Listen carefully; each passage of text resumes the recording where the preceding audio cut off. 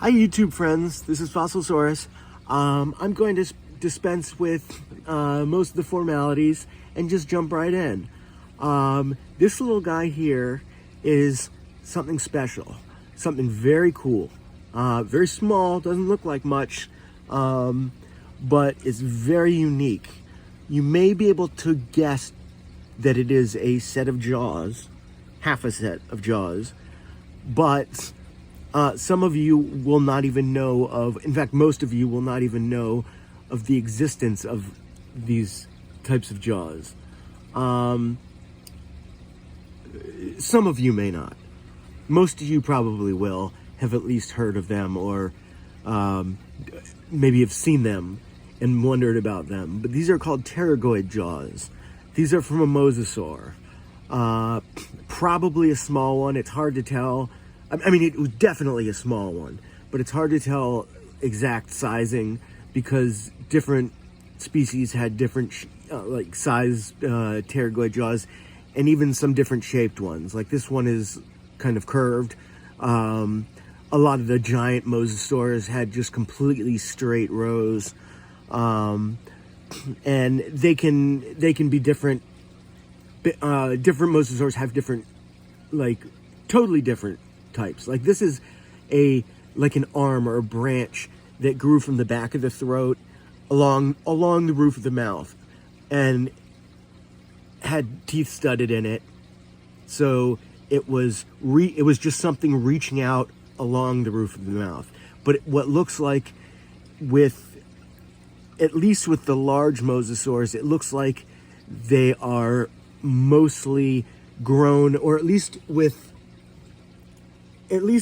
a couple of the kinds that you see regularly, a couple of the species that you see regularly, it looks as if the teeth are almost not even on a set of jaws, just like along a ridge on the surface of the roof of the mouth, which would not be something that would be removable. Like the teeth could come out, but it wouldn't be an actual set of jaws per se.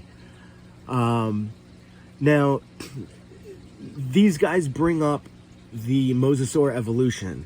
Both snakes and monitor lizards, they both have pterygoid jaws. So that brings people to wonder about the evolution between, or the relation between the mosasaur and either of those.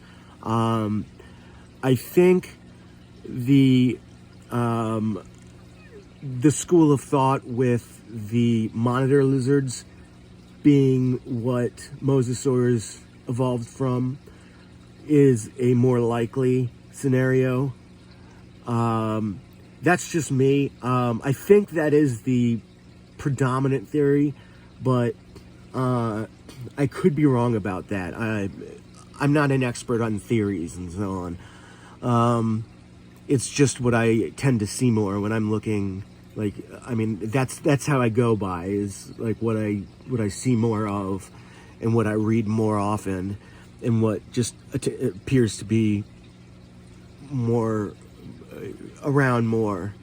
Now these guys, of course, the purpose is to make sure nothing gets out of the mouth. When you have a second set of teeth in your throat, that's a second thing that is going to be puncturing into an animal and skewering it and keeping it in your mouth. And it's something to help, since they don't have hands to reach in and grab it and push it down its throat. It's just another step in the digestion process, the swallowing process, and very useful. Obviously, it's not necessary because most animals don't have them, but sure did a good job for all the animals that did have them. There is on moray eels and some other eels something called a pharyngeal jaw, which is similar but different. it's an actual set of jaws that is back in the throat and deep in the throat. And when they bite, I guess it's on command, not just every bite. It's probably a conscious reflex. It shoots up and grabs whatever's in the mouth, and then it pulls back to its normal place, which is in the throat. So that is how moray eels, and at least moray eels, and maybe some other eels, swallow too. And that's just, I mean, when you see pictures of it and animations of it, it's very brutal and very scary. And these guys are too. I was very glad to see in The Lost World when the Mosasaur ate the pterosaur that was holding Zora. It was very brief, but they did give the Mosasaur its pterygoid teeth, its pterygoid jaws. You actually saw it in the other movies too. At least one of the movies where, maybe all three movies, it was jumped up and you saw into its mouth. I don't remember. But anytime it did, you could see a glimpse into its mouth. You could see those jaws. So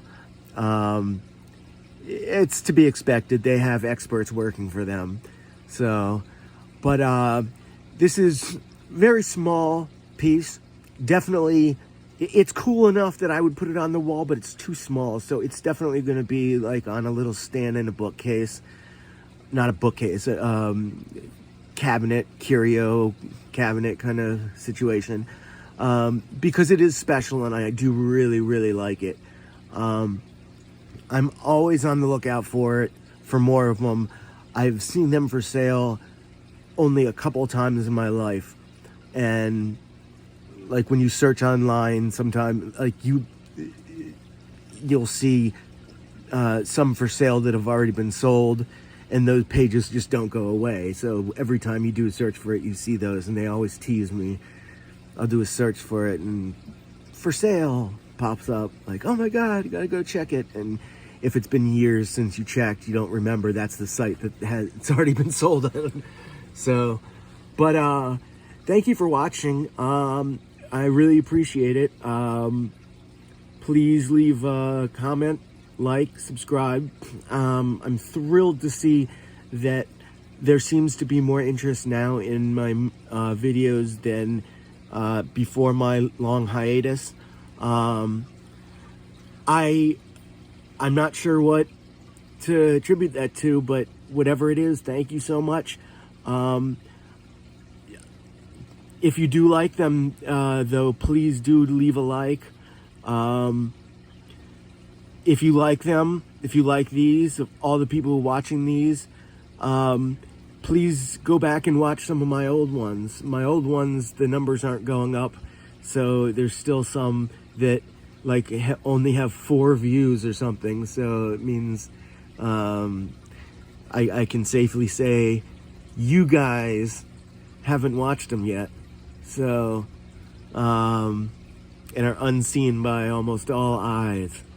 So thank you very much. I have another video coming out in the near future that I'm going to try very hard. There's aspects of it that are so small that it may defeat the purpose of the video if I can't get small enough detail.